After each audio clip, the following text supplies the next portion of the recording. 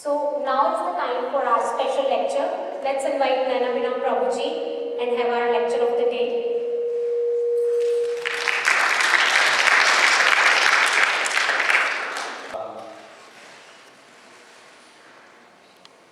This presentation I prepared by seeing all the students in this 12 years of journey. When they hit or when they encounter a failure in their life, what kind of emotions they go through, what kind of phases they go through. So keeping that in the mind, I just prepared this slide. So remember that failure is just an event, not a person. There's a wonderful video someone shared me in the WhatsApp, very nice video. So the video goes like this. A little boy goes to his dad and says, Papa, he got like 58th rank out of 60 students. He was kind of hesitant to say to his father. So somehow he will just go and sit at the dining table.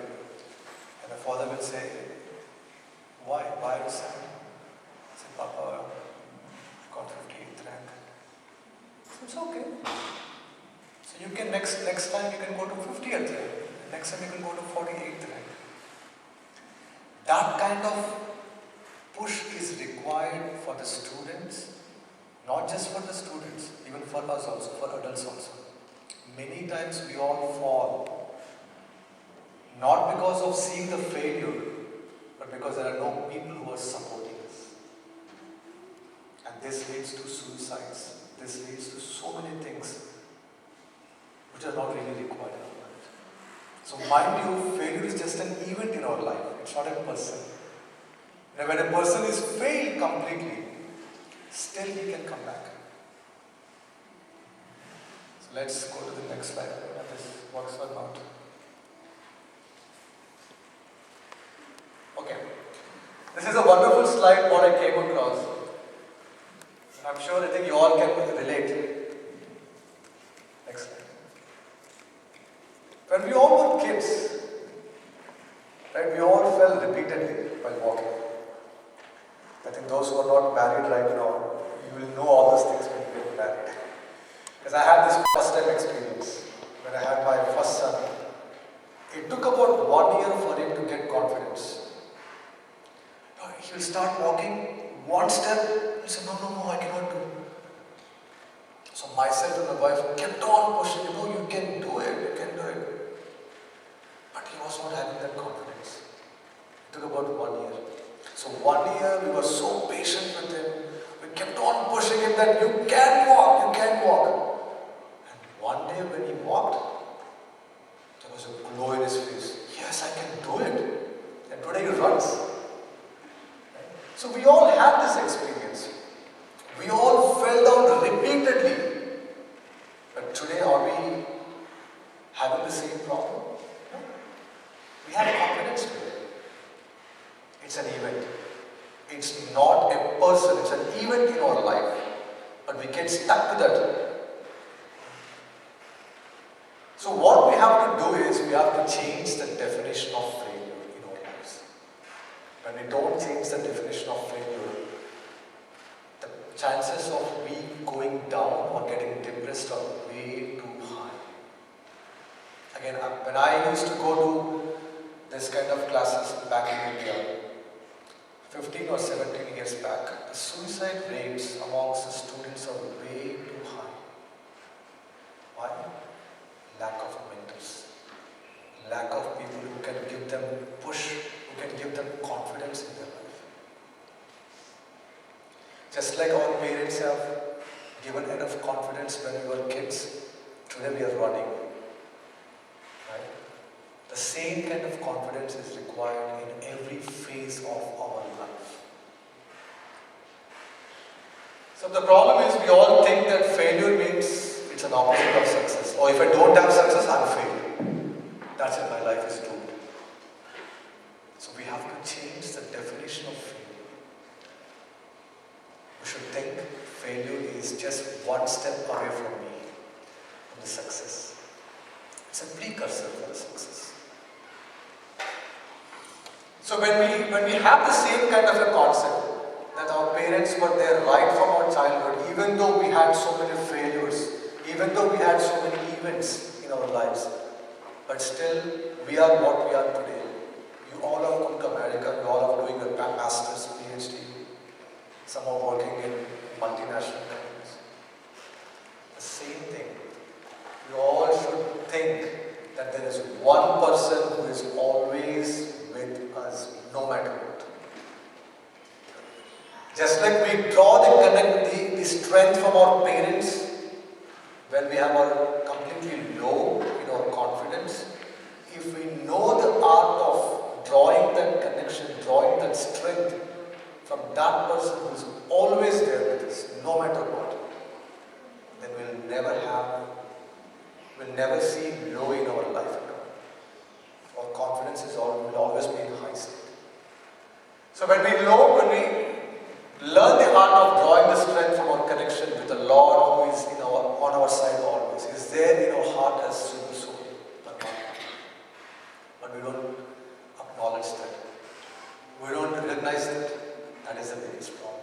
That is exactly we need. We need an environment, we need an infrastructure where we're constantly reminded that there is some person to you. Many times, again with my experiences in this past 12 years, no one approaches you to get a solution.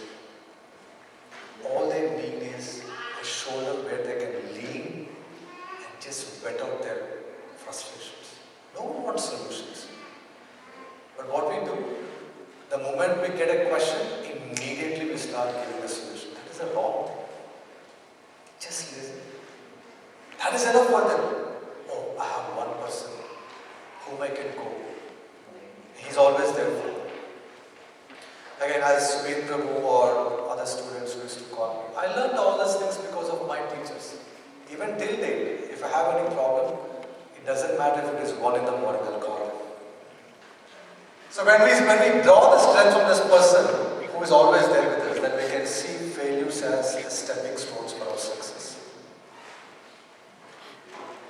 The biggest problem is we all hold on to negative emotions. One time we have an experience that I failed in this thing. Next time we'll start thinking, should I do it? Maybe I'll fail. What will people think about me? Again, my kids are my best teachers. Jagannath and Denakrishna. The younger one is always confident in what he does. But the elder one, he has shortage of confidence. When we go to library, I will say, can you go and talk to the librarian about your book? No, I might not ask properly. They might laugh at me. They might tease me. Right? We hold, because he had one experience. There was one person who laughed at him. And then he got stuck to it. The problem is we all stuck to this negative emotions. And that is the biggest problem. Who creates this happiness? Who is doing all those things? Who is reminding us of our past experiences? What we have gone through. If we can understand the dynamics of it, then at least we know what to do when this kind of hype is created. Who is that? Mind. Someone was talking about mind in the panel. So what mind does is mind is a collection of thoughts. So mind captures all our emotions, what we have gone through so far. The bad thing about mind is mind never talks about the good things. You have to move there. It only highlights the bad things. Oh. Again, I'm the example here. I never spoke in the crowds when I was a kid. Never. I was always like quiet. Even in our bachelor days when we have to give our whatever we do for the project, we have to go and explain the project. I was the last one. But if I'm talking today, that means we can change. The problem is we get stuck to those negative emotions. Someone laughed at me, someone criticized me, someone spoke to me like this. I cannot speak. So mind always pops this bad experiences. And mind is something what we constantly experience, and we talk about it constantly. Are you running out of your mind? These are the statements what we use, right? And we say, oh, my mind is so disturbed. Even though we use in our daily verbiage, but we never give importance to it. We never find a solution for all these things. So our existence is three-dimensional. So we have a physical, spiritual and mental. In other words, mind, body and soul. Majority of the times we only give importance to our body. Forget about mind. Forget about soul. We don't even know what is soul. Right? So we only give importance to our bodily needs. Our mind is constantly harassing us, our mind is constantly torturing us, but have we ever given importance to the mind? How to deal with the mind? Now, a simple example how we can understand this is, how many of you are software engineers here? Good. So there are good number of software. So we need a hardware, we need a software, and we need a user. Right? If there is no user, what is the value of a computer? The computer cannot function on its own. The hardware is compared to body, and the software is compared to mind, and the user is compared to soul. If software is affected with the virus, what happens? It will not give us the desired results. You do something, the computer does something. The best example is you get so many pop-ups, unwanted pop-ups. So similarly, when mind is affected with this anxieties, then what happens is we cannot become productive.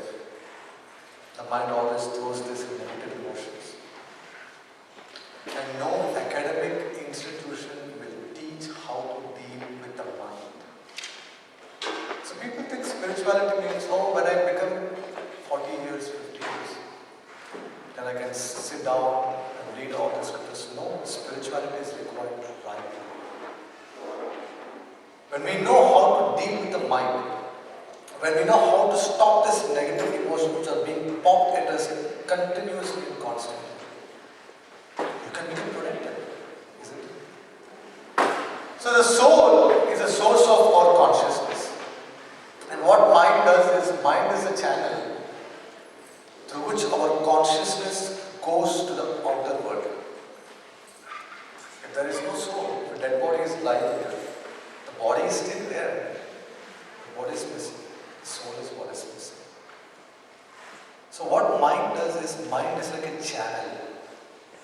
Our mind is like a medium for the consciousness to go out to the outside world. So mind is the intermediate link between soul and outer world. And when mind is filled with anxieties, then there is a lot of disturbance leading to depression. And what happens with that? When we are constantly bombarded with these anxieties, how can we think very intelligently? We cannot. We think that my life has no value at all. So I'll give a simple example. There was one kid who was completely depressed, and he said, my life has no value at all. I think I should end my life. So I sat down with him and I said, okay, tell me, why do you think your life has no value? And he said, I'm not going to details, but he started giving so many reasons. This. There's no life, there's no meaning for my life. So I started to ask him, did you contribute something to anyone? Have you ever seen a smile on the other person's face? Yeah, I have so many people. And why do you think that your life has no meaning at all? Your life made meaning to some person. Why are you getting stuck to one person who has criticized you or who has done whatever you did? Negative emotions. This is what is a virus. Unless and until we tame the mind, mind is a good friend, mind you.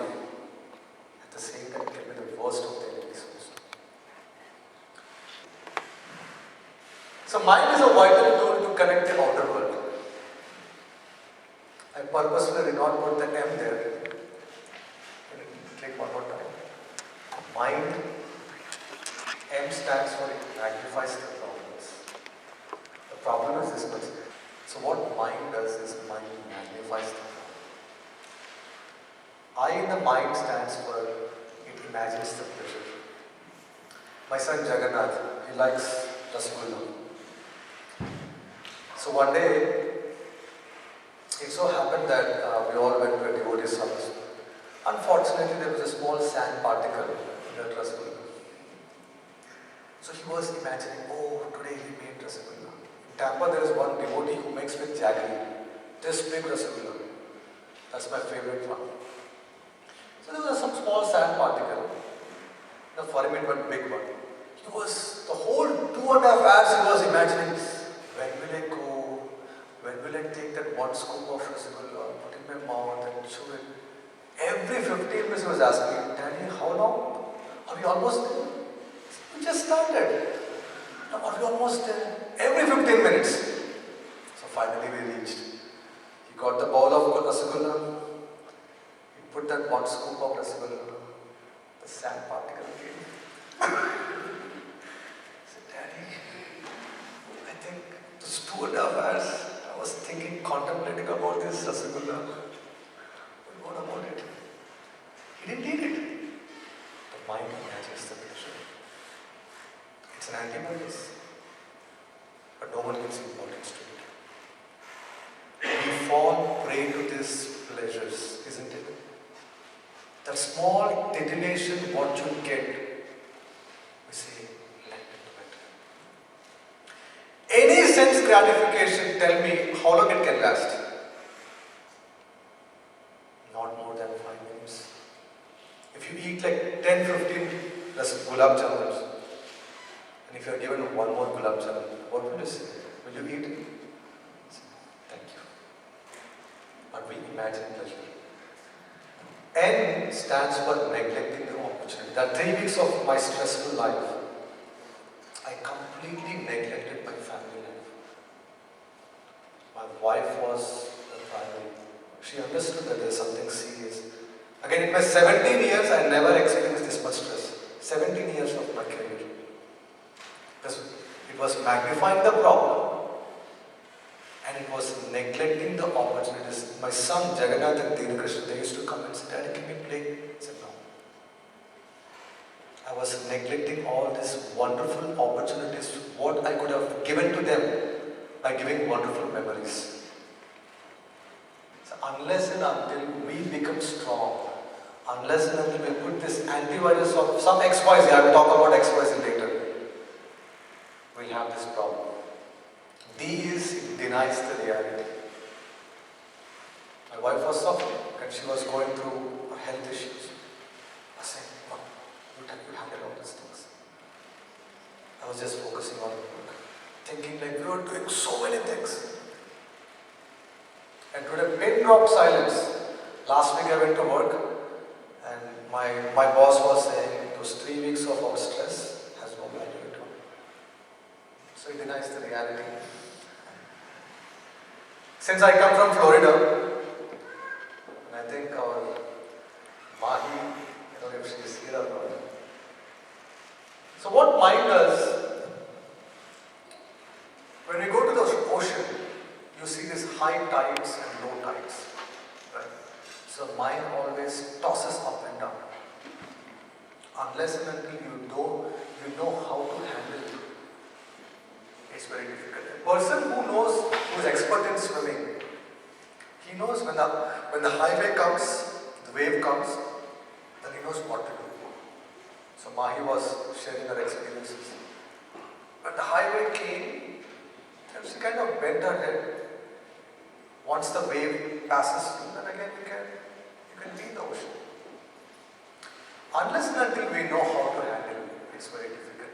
So the ocean, the nature of the ocean and the length of the, can anyone cross the ocean? No one can cross the ocean. And the nature of the ocean is, it always has high waves and low waves. The same thing with mind also. The mind always tosses us up and down. So what causes waves, the high waves and low waves in the mind to manifest? So I'll take some examples. Since my wife is going through cancer, somehow I got this. I don't know if the picture is clear or not. Is the picture clear? I can see the picture clearly here. Maybe the lights might be kind of dimming you. One of the reasons why the mind tosses us up and down is comparison. Biggest problem. We start comparing with our friends. Especially the kids, they have this peer pressure. They say, oh, my elder one always says, Daddy, he gets cell phone to school. Why can't I get the cell phone? The peer pressure, comparison. We always want to compare. So comparison is like a cancer cell. Since my wife has gone through this thing, I've done enough research in cancer. Before coming to this program, one person called me from India and said, there is one patient in India, can you talk to him? I said, yeah. I think more than a doctor, I know all the information about cancer right now. Anyways, comparison is like a cancer cell. So what is a cancer? Cancer is nothing but the cells replicate. When there is a malfunction in the replication of the cell, that is what is cancer. It starts with one cell. You know, when my wife got this cancer problem, the first thing what we noticed was she had a small rash on her feet. Again, since in Florida, we have the spiders, bugs, it's a spider bite. And that was the time where we had even Hurricane Irma. So we had to evacuate the whole Fort Myers. We were heading to the Atlanta. And she could keep her feet down. That was the indication that she had a cancer in the system. So when we saw a doctor, doctor said it could be some bug issue, so just take some steroids. It didn't come down. And when we came back to Fort Myers, for everything to get settled down, it took about 1-2 weeks. When we went to the hospital, the doctor's office, doctor said you have a cancer. That one cell multiplies. When there is a malfunction in the replication of the cells, that is what is called as a cancer. That is exactly like the comparison. Mind starts with one comparison. That comparison starts multiplying. Oh, he has that. He has this. She has that. Why not me? I should have this. And that is how the mind, the waves will start manifesting. Again, this is one of the reasons why we have this waves up and down. So what I want to do today is I want to take some examples from Srimad Bhagavatam. Because there is a reason why I took some examples. I was reading this canto to my kids. And my kids were really excited hearing these stories. The first one is Chitraketu Maharaj. Chitraketu Maharaj, he had so many wives. I'm making it short because of lack of time. So finally, after so many years, finally he had one kid. From one wife. The co-wife started to feel jealous. Comparison. Oh, our husband will not spend time with us. He will only spend time with her only because she has the kid. What is it? They felt poison. So that kid who was a source of happiness to the king, that kid became a misery for all the co-wives. And they felt poison to that innocent kid. This is what is the comparison. It tosses us up or tosses us down. Oh, she has more than what I have. She should not get it. Let me destroy it. So the next example, what I want to discuss is, so the first one is Chitraketu Maharaj, where the co-wives felt insecure and they killed the kid. The second wife is how to inspire, how to find the strength in the other person.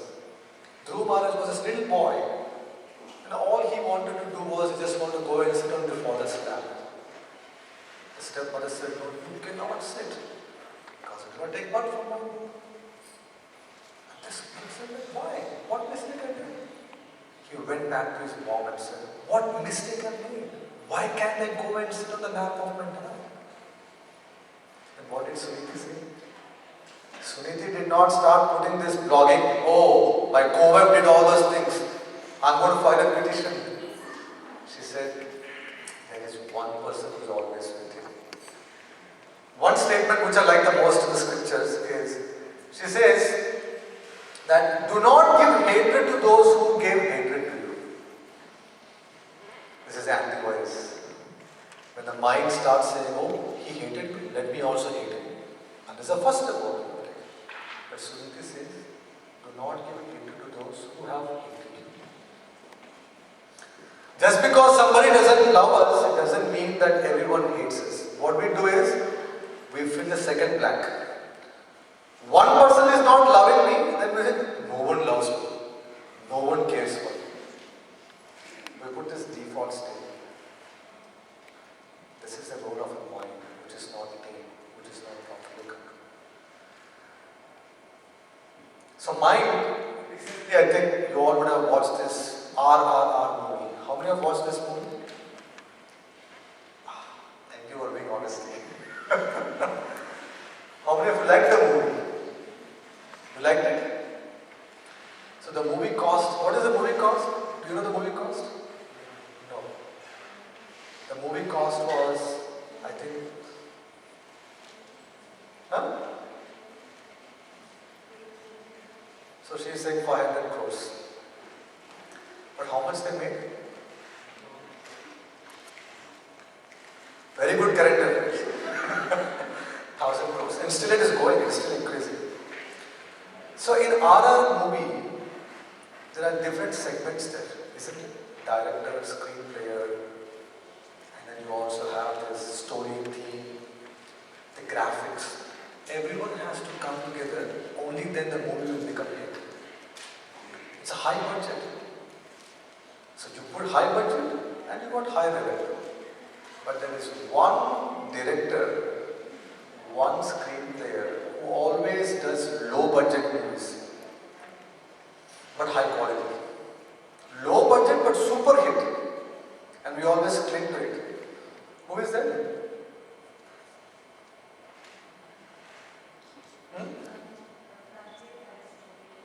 Very nice, thank you.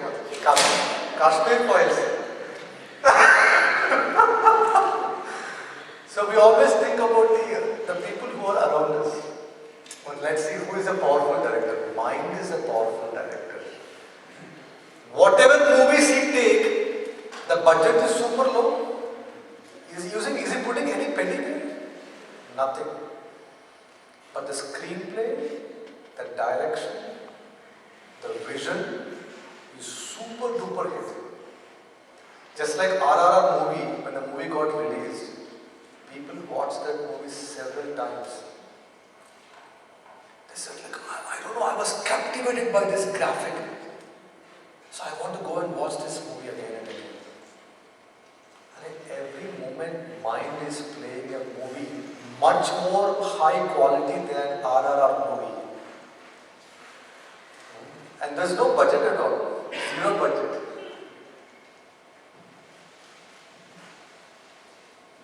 Quality is so high that when we start watching that movie, we just sit and watch there forever. Can you all relate to this thing? When the mind puts us something in front of us, we will start being in that loop forever. This is the greatness, or this is the biggest achievement of the mind, which is not properly taken. Zero budget, but when the mind puts us something in front of us, with an open mouth, we'll just watch that movie forever, for our whole life. One life gets wasted. So this is something which I read to my kids recently, and my kids were really captivated by this story. So the important characters in this Puranjan episode, again this comes in the Bhagavatam 4th canto. City is, again the characters of city is like a body, the princess is mind, and Puranjan is soul, Chandravega, these are different characters, time, and Abhignata, Saka is super soul. So if you look at that person who who is tied with the ropes and who is tortured. He was the king. It's an allegorical story. Okay? So once this king started to go on a hunt, and then he comes across a very big kingdom, which he never came across. So he gets captivated. He stands there and he wants to understand from where this kingdom has come from. And then he sees the princess. He asks her, who are you? What is the origin of this kingdom? And how did you get? What is the origin of this kingdom and what are you doing here? These are the two questions what he will pose, Puranjan. So mind says, these are very good questions. The queen says, these are very good questions. I don't know what is the origin of this kingdom. But you have a desire to enjoy. I have a desire to enjoy. Let us enjoy. So who is the queen? Who is the princess? Who is the queen? Kashmir Files director? Mind. So when we ask some questions which are really important for the life, why am I suffering? The mind says, who cares, man?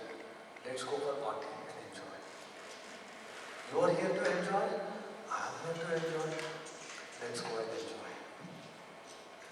The mind puts a good movie that if you go to this party, then you can have a wonderful time.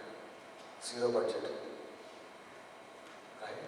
So this Puranjan, even though he had a valid questions, like the way we all have the questions, like, why am I suffering? When the mind starts giving a different answer, he falls prey to it. Yeah, forget about these questions. Let's enjoy. And this queen says that don't worry, I have this big protection.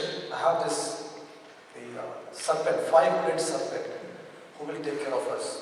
No one will come and attack us. So then finally he says, go back. So finally the queen says that let's enjoy. So the Puranjan was happy in his kingdom. He was doing wonderful. And one day the time, as we all know, we went to dye to our hair. But the reality is truth. The grey hair is still there. We may cheat the people that I am still young, but the grey hair is still there. So when the time started to attack this king, especially the 5-headed serpent, I'm not going to discuss in detail, but I'm just trying to draw one important point from here. The 5-headed snake, it was becoming weak. And the soldiers who were there in the kingdom, they were becoming weak. And this came to the notice of Puranjan. Oh, I was enjoying all this while, and now I cannot enjoy. The parallel is, when we are young, we think we have energy. Let's rock and roll. Let's enjoy. When the time passes, when we start hitting 40, I'm 42 right now. And now it's I have so many health issues. When the time starts passing in our life, when we start seeing so many diseases, when the reality comes in front of us, then we start to think that I'm losing control of what I was doing all this while. Isn't it? When we are young, we think everything is in my control. I can rock and roll, everything is there in my hands. But little to know, as the time passes, we lose the control. So one day he was thinking, and that time, the Chandavega, the person who was holding the rope, that time started to destroy the whole kingdom. And because this Puranjan was so attached to this queen, the next life he became as a woman. So Gita explains that yam yam va vismaran bhavam tyajati antikadeva. Whatever you think at the time of death is what you will become. So what happened? The Puranjan became as a queen called Vaidarbi. And she got married to a king called Malayadwaja, and she was happy. In all these episodes, there was one person who was constantly following Puranjani. Who was that? The Super Soul, Avijnadashaka. So he was following. So one good thing about the Super Soul is he never imposes anything on you. He will not say, I am the God, you have to do what I am saying. That is not what the role of God is. When you go to corporate sector, the VP says, again, he says you should do what I am doing. But I cannot do it. The Lord never enforces. He never forces us. He waits for an opportunity. So because she got married to this Malayadwaja king, and Malayadwaja was a devotee, she was getting the association from a devotee. As she was getting this association from the devotee, she became receptive. Just like you have a candle, right? The other candle, unless and until this candle comes in touch with the candle which is lit, this candle will not get lit.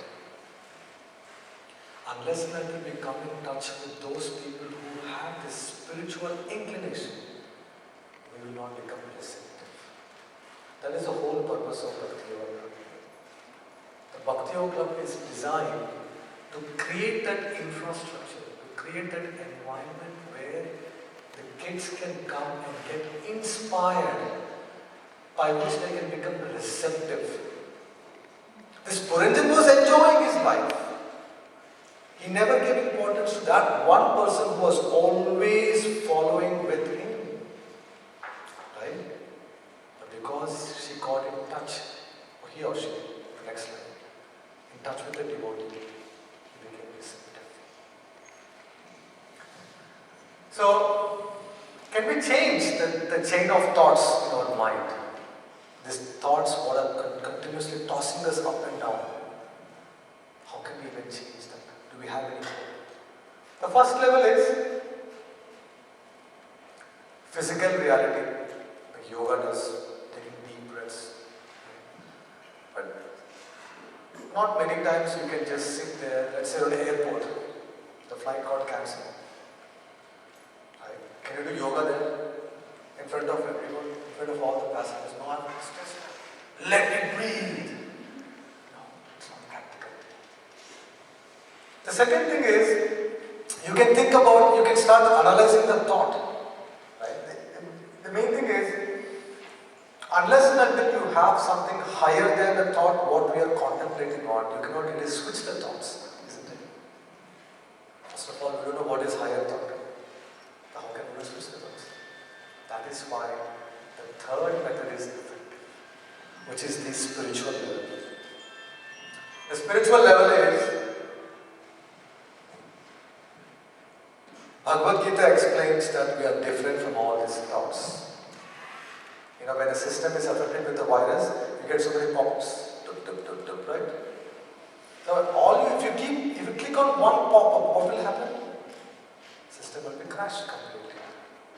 My younger one, he always wants to get attention from us. So he comes from the school, he put a frowny face. So first time I thought maybe he had a problem there. I said, what happened to you, Devi Krishna? My friend teased me today. I said, it's okay. He just teased you. So he wants some attention. So one day, the next day he came and he was doing the same thing. So for 1 week we pampered him. After 1 week I said, just become a habit to this guy. So he came, first he went to my wife and he put a frowny face. She didn't respond to him. And again he came to my room. He put the same frowny face. I didn't respond. So what he understood? He thought these people will not pamper me. Let me not do this thing. He stopped it completely.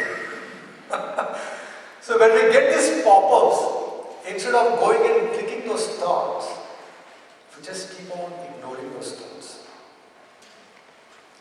The mind always gives us so many thoughts, it magnifies so many thoughts. And when we just go and cling to the thought, what will happen? It will take along with the thought. The series Just like my kid came, I ignored him. One day, he stopped it. And this ignoring thoughts come only when we have a higher taste in our life. This is the last slide, what I want to say, and then I can take some questions. I was really inspired by this book, The Elephant Whisperer. I seriously recommend you to read this book. It's a very nice book. So before we talk about that, we should talk about the scriptures. What we do every Thursday, classes.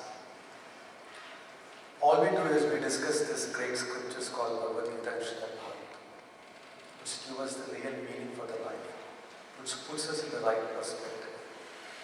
And the scriptures are compared to desire-fulfilling trees. Whatever you desire, you get it back. These are not ordinary Harry Potter books.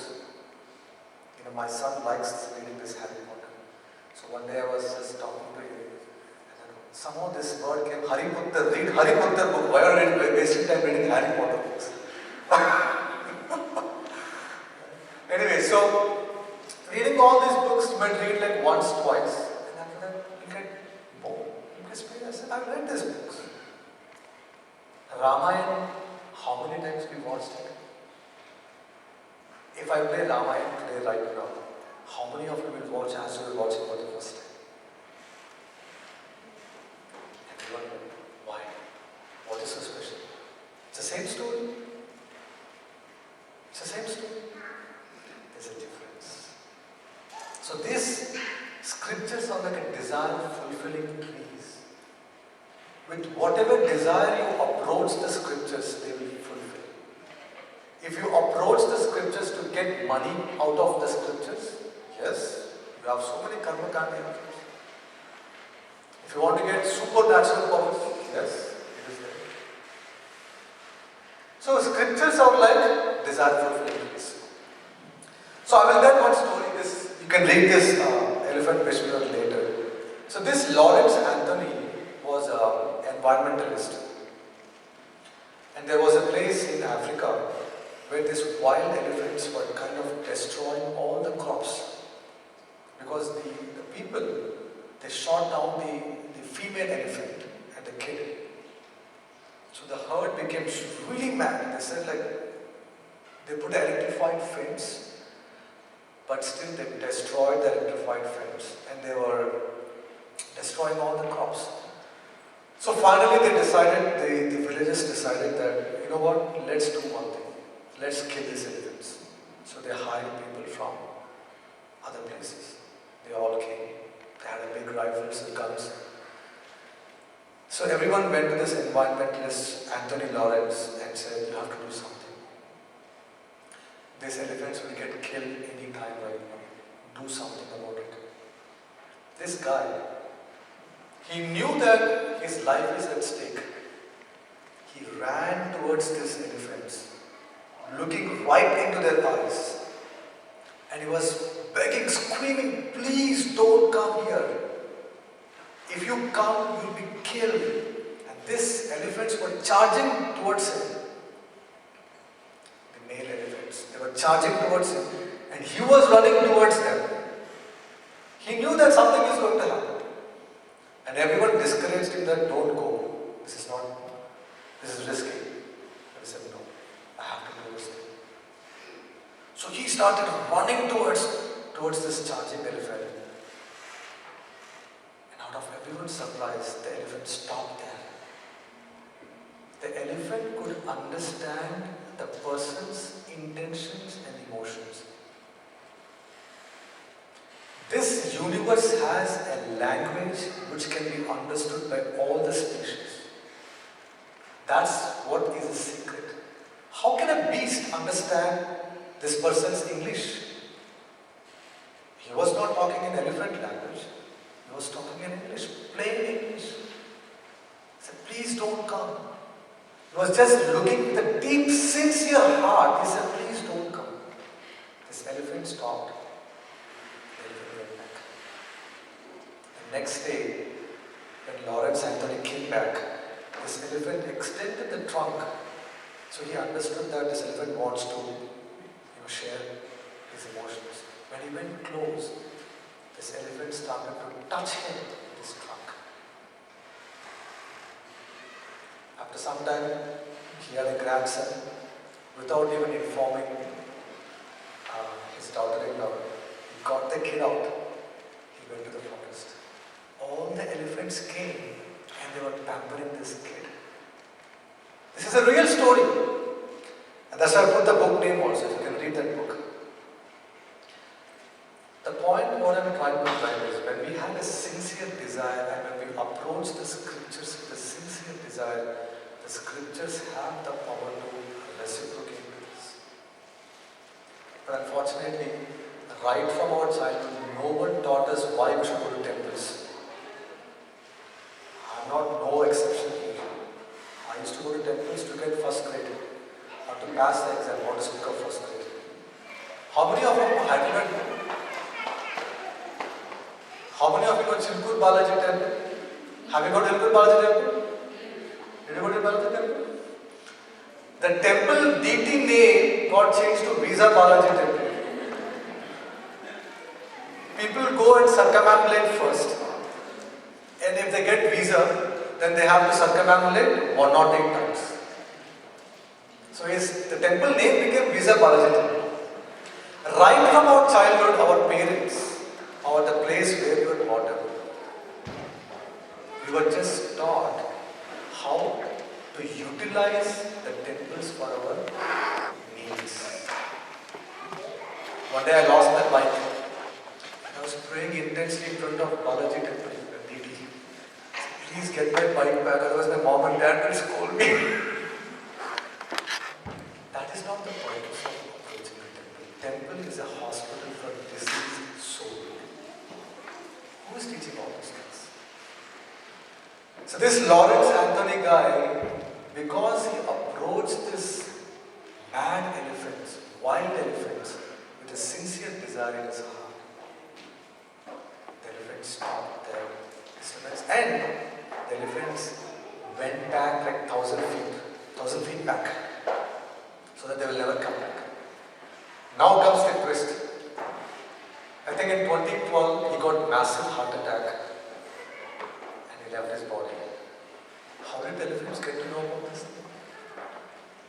All the elephants, in a shift, not all the elephants, like a small group of elephants, they went to his room, they sat down for some time and then they went back.